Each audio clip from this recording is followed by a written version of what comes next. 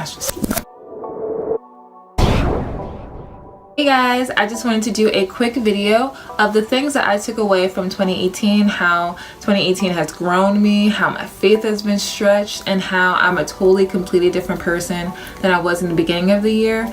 And I pray that this encourages you to not only comment and share, but to also record yourself and share with others what you have taken away from this year and what you look forward to 2019, because 2019 is going to be an amazing year. I already have revelation of what the year is going to entail, and I can't wait to share that with you guys. So without further ado, here are my things that I learned. Okay, so the first thing that I took away from 2018 was to not be afraid to step out on faith. For some of you who don't already know, in March of this year, I left my full-time job to go into full-time ministry. What did you say? And it has been the most rewarding yet difficult thing that I've ever done in my entire life. For a year and a half, I knew that I was being called off my job, but I wanted to leave at the proper time, and this year was the proper time to leave. It was so scary doing it. I've never stepped out this far in my faith, and it was so amazing because able to host my first conference was stepping out on faith. He gave me the title of the entire conference a year prior to it even coming to fruition, and it was the most amazing experience, and I got to meet a lot of you, and I just know that God's going to continue to expand it for the years to come. But it was just really just a faith walk this year. It's been a journey. It's been a learning experience for me. And okay, so the second thing that I took away from 2018 is that some things happen outside of our control.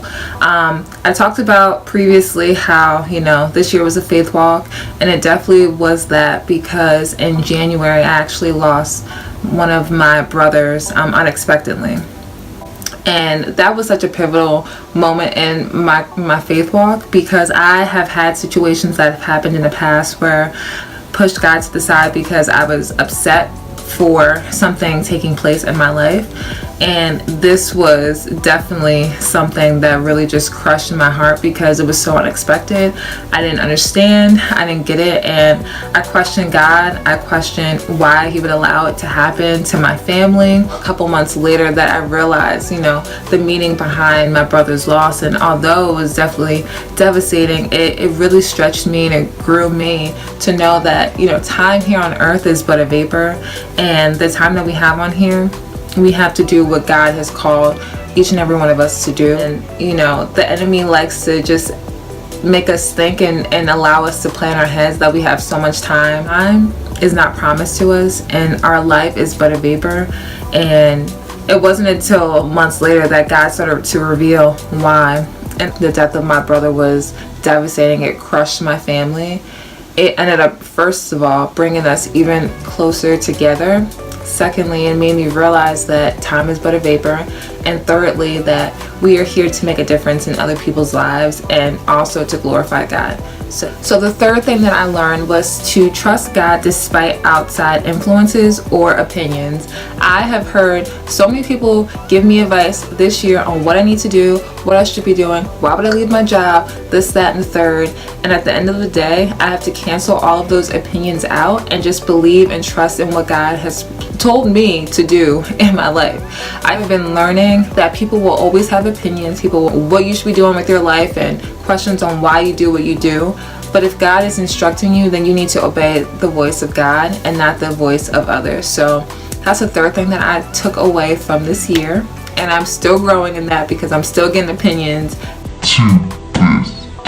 And the last thing that I took away from 2018 is that God doesn't start anything and not complete it.